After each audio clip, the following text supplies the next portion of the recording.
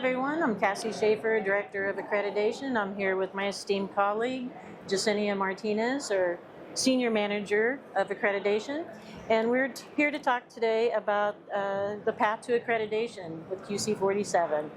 Just walk us through, if I'm brand new, first of all, who would this type of program apply to? Who would be interested in being accredited? So anyone, right? So it could be an educational institution, it could be a facility, a company, anyone who wants to maybe do in-house testing, they want to test their own welders, they want to bring people onto their program, train them, and then provide them with a certification through the American Welding Society. So any company can apply to this program. Very good. So what's the first step? I would say start by reading the specification. So we have a new specification, it's QC47, right? So our certification committee has got together and they've combined the old specifications, which was QC4 and QC7.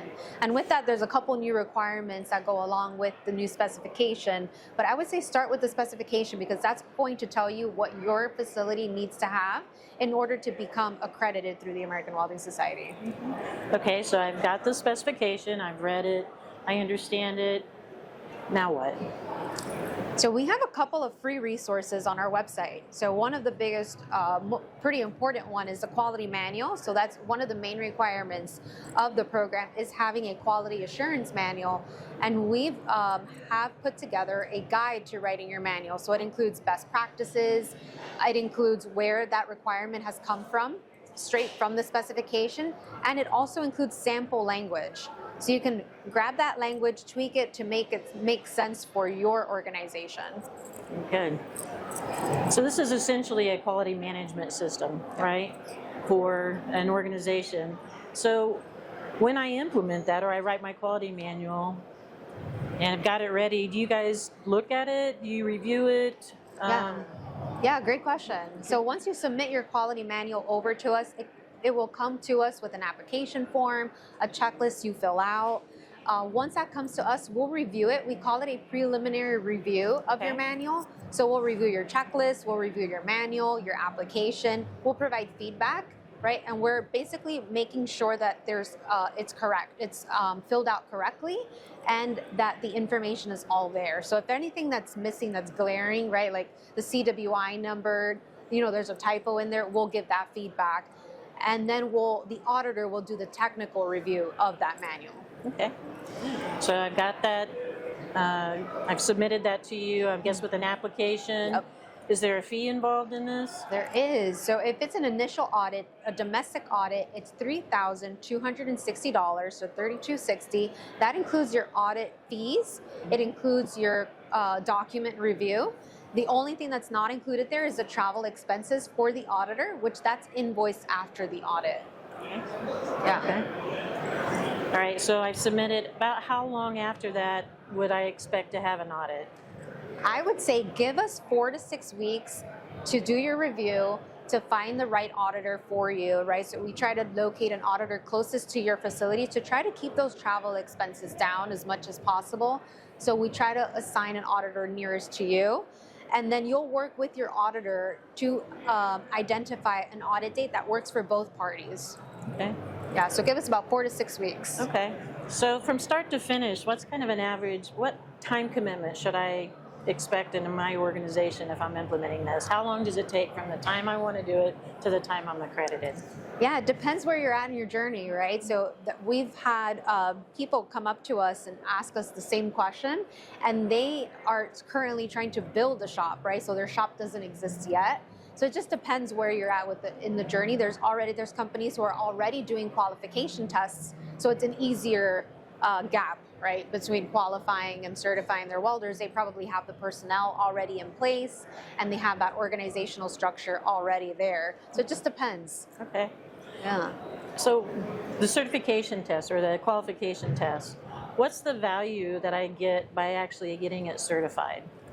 Yeah, great question. So as a company, there's benefits as well, right? So you'll have the name, right? So you'll get AWS accredited.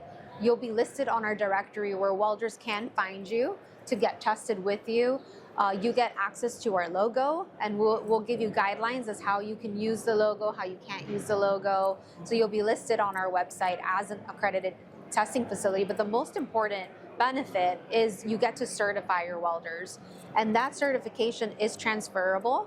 They'll be listed on our national registry, so your welders will be nationally recognized, and they will get now digital credentials that they'll get instant, and they'll be able to share that with the QR code very easily now. So they won't need to wait for a physical wallet card to come in the slow mail anymore. Gotcha. Okay. Okay, so going back, I get my initial audit. Yep. And let's say I don't do very well. Mm-hmm. What happens? What can I expect then? Yeah, that's okay. So we give our ATFs 30 days, a month, to address any findings from the audit. So you'll still have an opportunity to resolve those issues. You'll send in objective evidence over to your auditor. Your auditor will review that objective evidence and then give us the final recommendation. So you'll still have an opportunity to address any findings that come out of that audit. Okay. And then once those get resolved, what's next? Yeah, so after that, we'll review the audit report provided by the auditor. They have their recommendation right on there. They'll have any findings. We make sure that everything is closed out. We have all of the information from the auditor. We'll go ahead and send you an email with the final result. Once that is the invoice for the auditor's expenses, the travel, which is their hotel, their airfare, their meals. Once that's cleared, you pass the audit, you'll get your certificate, you'll gain access to an online platform. And yesterday we talked about the WeldCert Pro. So as an ATF, you get a license as part of the price to that platform. So it's a great management. You can manage your welders. You can see where they're at in their application, if they've renewed their certification since they got certified initially. You get to manage your WPSs, so you get access to that platform as an ATF. After I get that, how long do I get to maintain that? Great question. So yes, there is a maintenance to your ATF, right? So we want to make sure you're still in compliance with the specification even after the initial audit. So every year there is either a self-audit or an on-site audit. So an on-site audit occurs every 3 years, right? So your initial is valid for 3 years. Every 3 years, an auditor is going to go on site, make sure you're still up to date with everything. And then on those off years, we do a self-audit, and it's called an annual report that we do. So it's a self-audit. Those same checklists you completed in your initial come back to us. We review it again, and then you'll be extended another year. Okay. Okay. Any questions from the crowd? Is the ATF limited to tests based on only one code or standard, like D15? Yeah, no. So an ATF, under QC47, an ATF does have the opportunity to apply for an expanded scope, right? Anything outside of the 4 main processes, but that would be covered. So American codes would be covered in your typical scope of an ATF. Great question. So if I want to do robotic welding, I'd have to get a scope endorsement for my ATF, right? Correct. And you'll put that on your application. We'll review it, make sure we have the right checklist, the right questions, the right auditor to go out to you to get you accredited with that expanded scope. And you'll also be listed on our directory with that expanded scope, so welders know that you offer more than the 4 main processes. One thing I do want to mention and talk about is existing ATFs. So because we're moving to QC47, we are being flexible with our existing ATFs, and they have until March 1st of 2026 to submit their quality manual aligned to QC47. We'll review it, so we'll do a kind of like a desktop, like a document review of the documentation, and we'll grant the ATF provisional accreditation. We won't make them audit, right, because there's ATFs who just did an audit recently, and we don't want them to go through and pay again for that audit. So we'll give them provisional, and on their next scheduled audit, we'll verify compliance to QC47 on site. Yeah. Very good. Under that provisional, will they have to have their WPQ1? Yeah, so we're asking our ATFs to transition over, right? So whatever's on your quality manual means you're following and implementing that on site in your facility. And one of those requirements is that your test supervisor, now called Qualifier, needs to be in CWI, but also have the WPQ1 or performance or endorsement. So, yep, good question. Okay, I have a question. Yeah. The new QC47 specification that came out, it just came out the end of last year, right? Or the beginning of this year? Beginning of this year. Which is 2025. Yep. The date on the specification says 2016. Yep. Can you explain that? Yeah, and I think so. As you know, the QC47 is written by our committees, right? So we have volunteers that participate, and they help write a lot of, basically all of our specifications, our codes. And so the year that it was going to be published was 2016.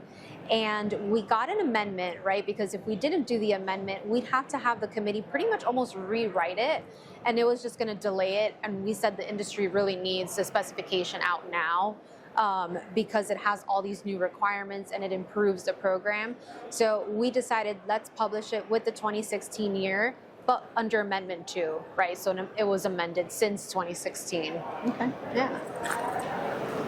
What do ATFs or people going through the process, what's maybe the most common question or challenge that they have that they reach out to you for? I would say, how do I start? Do you have an example, a manual that I can maybe look at and I could use? And we have very excited about this quality manual guide now, because that has been one of the first things folks ask is, okay, where can I see a sample? Yeah. So very excited about the quality manual guide. I think that will help. I think it's a great resource.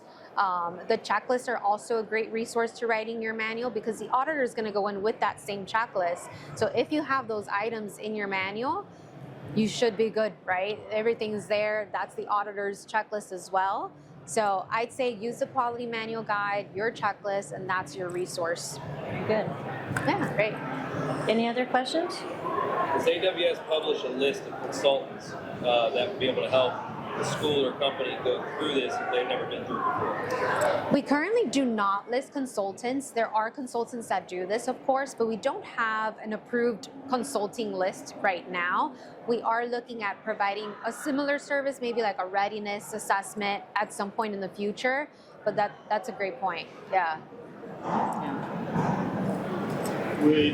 Would you recommend that anybody looking to be an ATF also look at the standard, the 5.4 standard for accredited test facilities? It's not the spec 47, but would you recommend that they use that as some additional material? Oh yeah, that would be a great resource as well.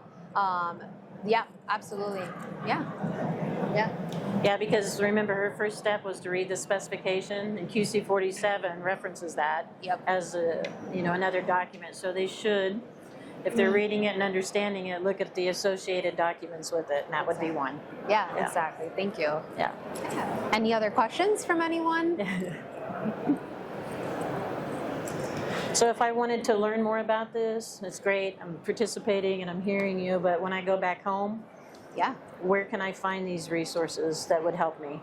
Yeah, so we have a landing page dedicated to QC47. There you'll find the resources I mentioned, like the quality manual guide.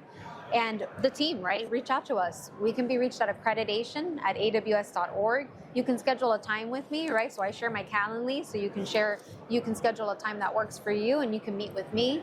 I always have like an introductory call with folks that show interest, and I get to make that connection. So yeah, please reach out. That's what we're here for. Very good. Thank you very much. Thank you, everyone. Thank you, everyone. Thank you. Good job, Jess. Outstanding job, ladies. Thank you.